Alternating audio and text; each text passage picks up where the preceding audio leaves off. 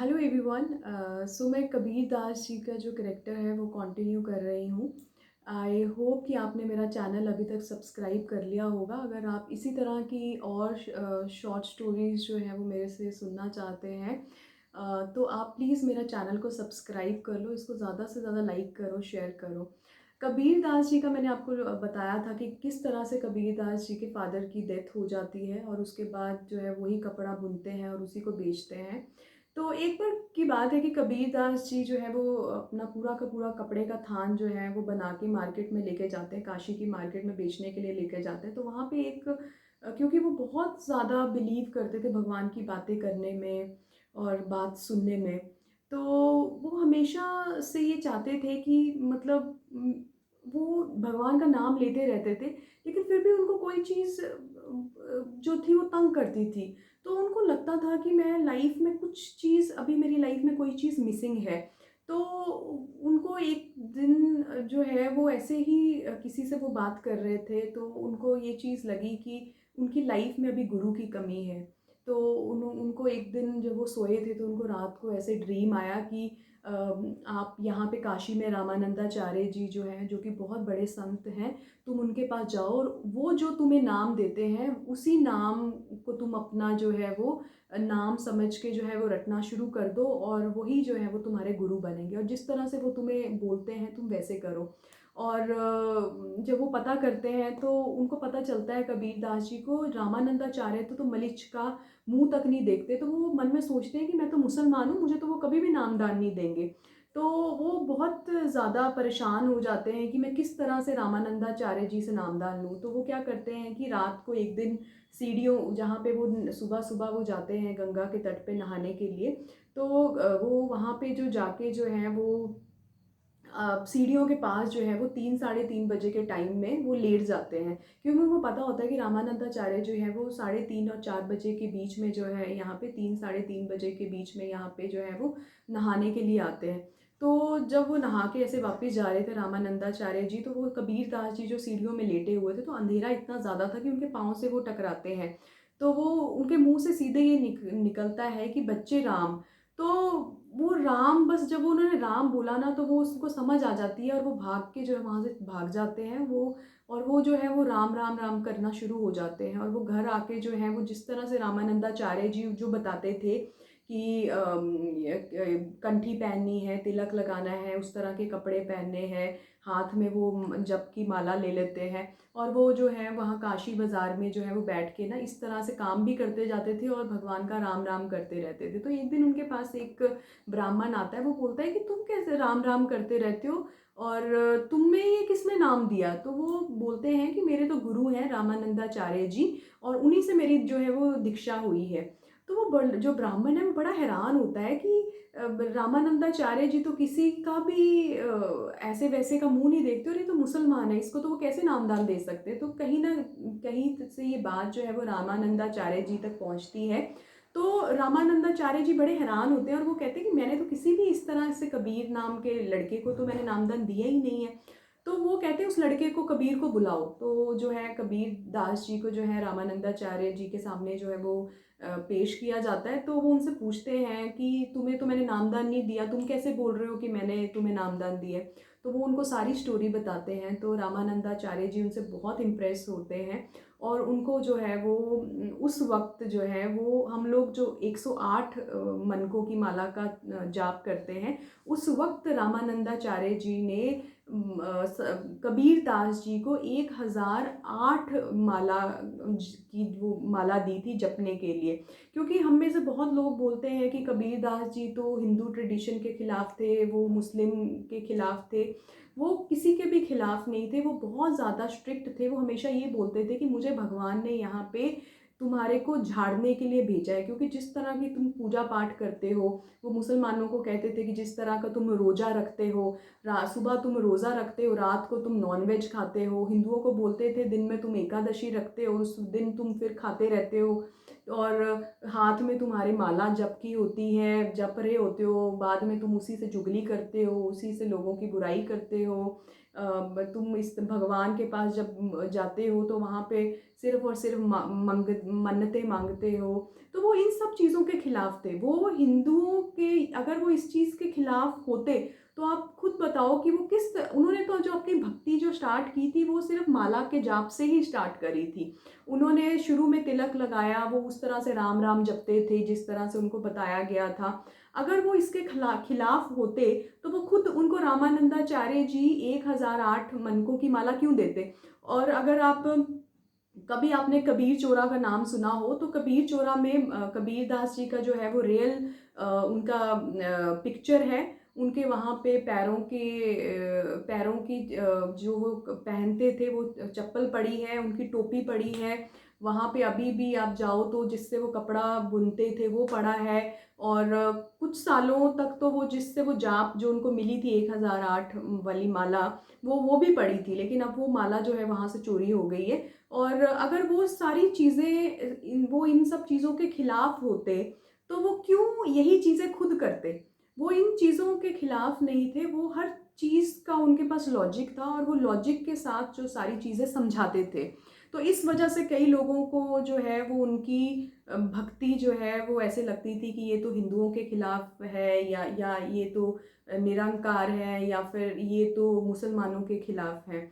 और इसी तरह से कबीरदास जी जो थे वो रामानंदाचार्य जी के साथ, उन्होंने बाद में तो बहुत सारे जगह पे वो रामानंदाचार्य जी के साथ उन्होंने यात्रा करी, उनके साथ सत्संग करे। जब यहाँ चाइना, भूटान, बांग्लादेश, ये सारी जो कि जब इंडिया का ही जब पार्ट था, तो यहाँ पे तो वो लोग रामानंदाचार्य जी के साथ कबीरदास जी ने जा जा के प्रचार किया है, वहाँ पे जा जा के सत्संग करे हैं।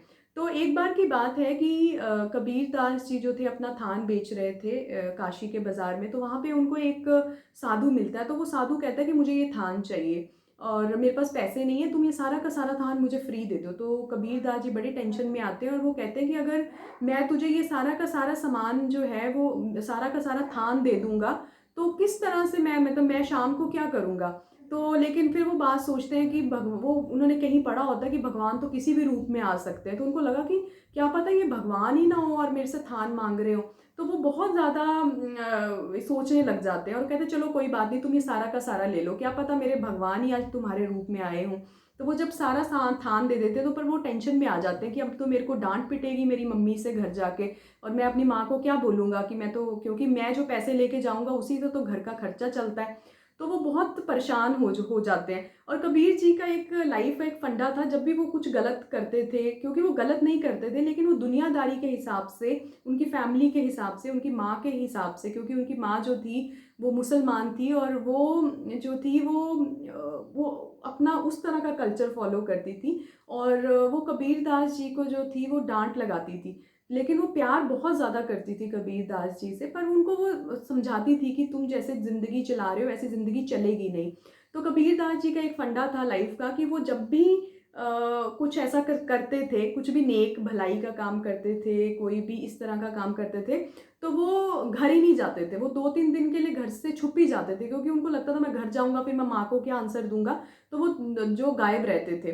तो जब एक वो थान जो है वो जब उनको दे देते तो वो घर ही नहीं जाते, वो कहते अब मैं 2-3 दिन घर ही नहीं जाऊँगा।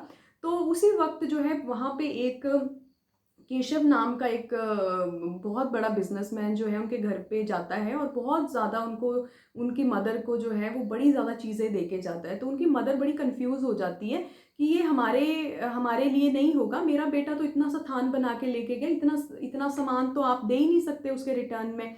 तो वो कहते हैं कि नहीं-नहीं, उसने इसी दाम में जो है वो मुझे बेचा है। तो बड़ी मुश्किल से वो उनको समझाते हैं और उनकी माँ जो है वो सारी चीज़ें एक्सेप्ट कर लेती हैं।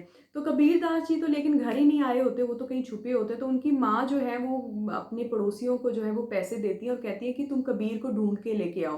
तो वो सारा जो गाँव है वो कबीर जी को ढूँढने लग जाता है और कबीर जी को घर लेके आते हैं। तो कबीर जी को वो उनकी माँ पूछती है कि ऐसे-ऐसे कोई इंसान जो है वो तुम्हें ये सारी चीज़ें दे के गया है और बोल रहा है कि कबीर की ही हैं ये सारी चीज़ें। तो उस वक़्त जो है वो कबीर जी बड़े हैरान होते हैं और वो मन में सारी स्टोरी जो अपनी मदर को बताते हैं। और तब वो अपने माँ को बोलते हैं कि मुझे पता चल गया है कि ये कोई और नहीं, ये मेरे भगवान ही आए थे और वही दे के गए हैं। और जो चीज़ें वो सारी दे के गए थे, तो वो सारी चीज़ें वो अपनी माँ को कहते हैं कि तुम इसको भी, ये क्योंकि भगवान इतना दे के गए हैं, तुम ये सारी चीज़ें बाँट दो माँ गाँव वालों को। तो उनकी माँ कहती है कि तब तू पागल हो गया है? बड़ी मुश्किल से तो हम अमीर होने के में मुझे इतना अच्छा लग रहा है कि मैं भी अब अमीर हो गई हूँ और तू कह रहा है सारे गाँव को बाँट दे, फिर तो हम फिर उसी हालत में आ जाएँगे। तो फिर वो अपनी माँ को समझाते हैं कि माँ, तुम जो इतना दे सकता है वो आगे भी देगा और भी देगा, तो तुम ये सारा बाँट दो। और ये सारा बाँट दिया और कबीर जी, दास जी ने ना ज़बरदस्ती सारे गाँव को वो सारी चीज़ें बाँट देते हैं वो, और फिर उसी पोजीशन पे आ जाते हैं। तो इस तरह की बहुत सारी स्टोरीज़ हैं जिसमें कि वो भाग जाते थे घर से और भगवान जो थे उनको बचाने के लिए आए हैं। बहुत बार जो है भगवान जो है उनको बचाने के लिए कभी कबीर दास जी का वेश बना के आते थे, कभी किसी और का वेश बना के आते थे। इस तरह से उनको कितनी बार जो है कबीर दास जी को वो उन भगवान ने बचाया है। और एक बार की बात है कि सिकंदर लोदी, जो कि उस वक्त का शहंशाह था, तो उसको किसी ने भड़काया कि कबीर, क्योंकि कबीर दास जी के साथ जब इतने चमत्कार होने लगे और कबीर दास जी खुद भी बहुत ज़्यादा चमत्कार करने लग जाते हैं, तो लोग जो हैं वो उनको माथे टेकने लग जाते हैं, उनके पास पूछने आ जाते हैं। तो इस तरह से कबीर दास जी बहुत फेमस हो जाते हैं। तो कबीर दास जी जो थे वो लोगों को सत्संग भी करते थे और उन लोग जो थे उनको बहुत ज़्यादा मानने लग गए थे, क्योंकि वो इतने ज़्यादा मिराकल्स करने लग गए थे और चमत्कार को तो हर जगह ही नमस्कार होता है।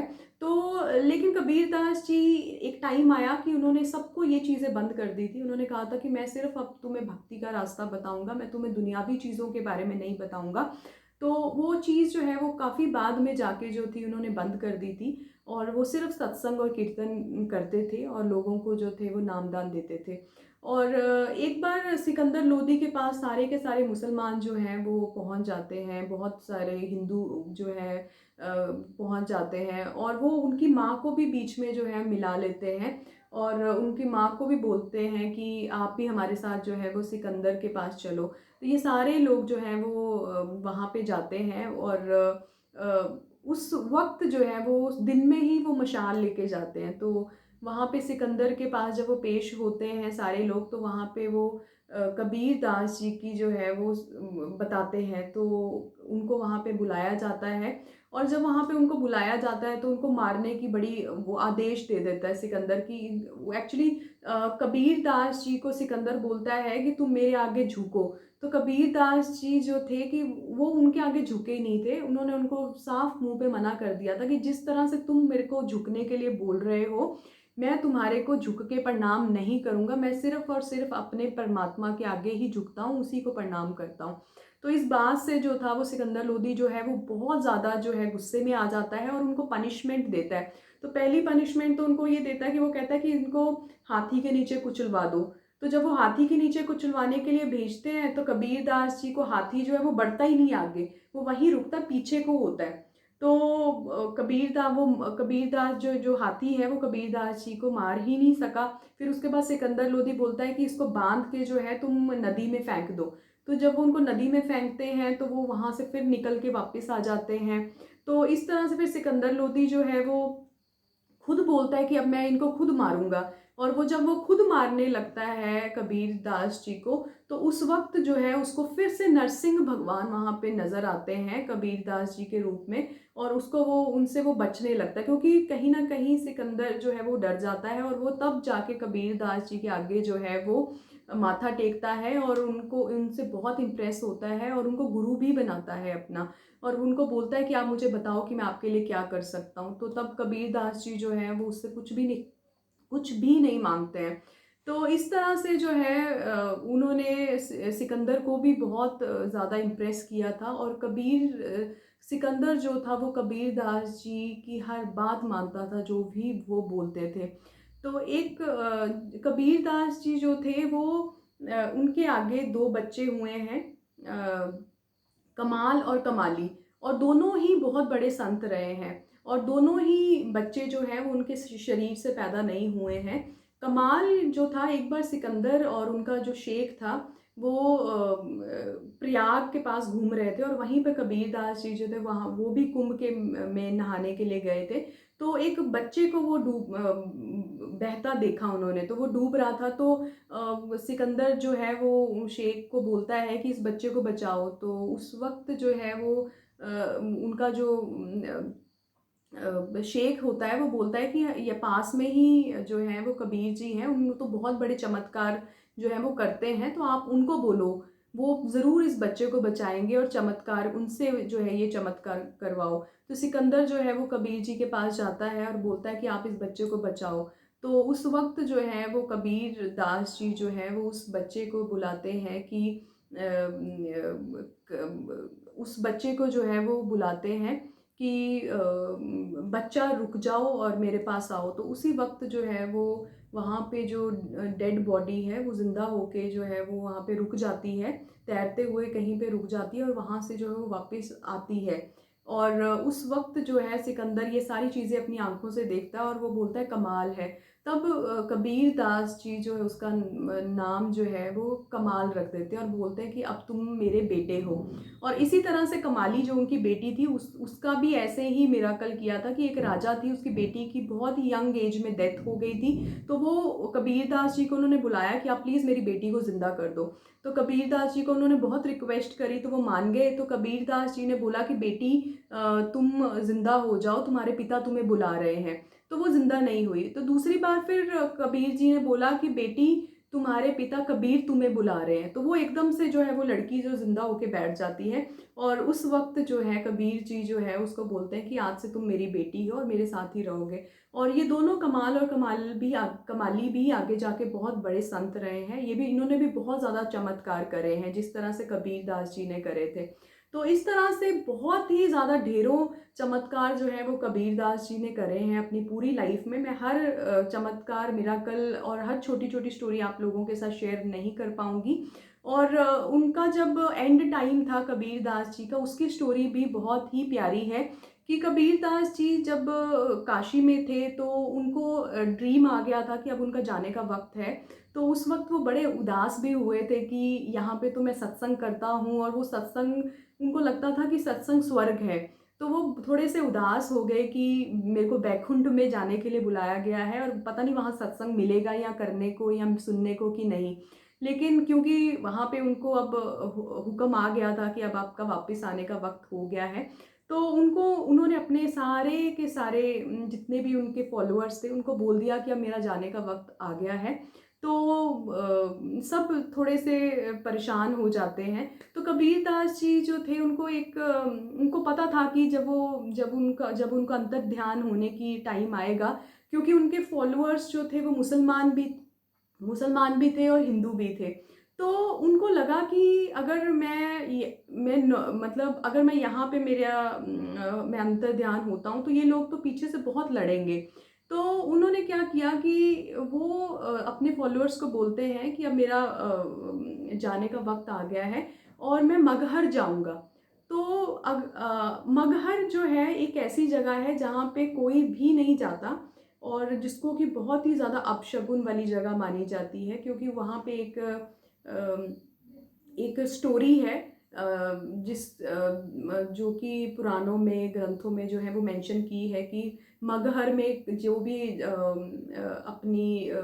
जिसकी भी डेथ होती है या जो भी अपने प्राण छोड़ता है तो उसकी गति नहीं होती है, वो भटकता रहता है। तो कबीर दास जी को लगा कि मैं यहाँ पे नहीं काशी मरूंगा, मैं तो अगर काशी मर गया तो सबने यही कहना है कि इसलिए ये काशी में मरे हैं, तो इसीलिए जो है ये लिबरेशन मिल गई है इनको।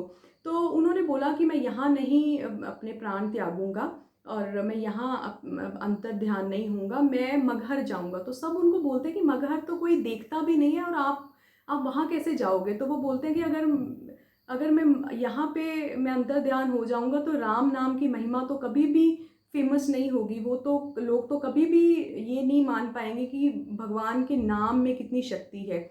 तो वो मगहर जाते हैं और मगहर में जाके वहाँ पे वो अपने जितने भी फॉलोअर्स हैं उनको ये चीज़ बोल देते हैं कि वो बहुत सारे फूल मंगवाते हैं, बहुत ज़्यादा वहाँ पे फूल मंगवाते हैं और वो सबको बोलते हैं कि वो चादर फूलों के नीचे चादर ओढ़ के बैठ जाते हैं और ज़ोर-ज़ोर से कीर्तन करना शुरू हो जाते हैं और वो बोलते हैं कि जब ये कीर्तन ख़त्म हो जाएगा तो तुम समझ लेना कि मैं अंतर ध्यान हो गया हूँ। तो इसी तरह से कबीरदास जी जो है वो फूलों के नीचे, ढेर सारे फूलों के नीचे जो है वो बैठ जाते हैं और उनके जो तो उनसे उनके फॉलोअर ये भी पूछते हैं कि आप का जो अंतिम क्रिया है वो किस तरह से करेंगे?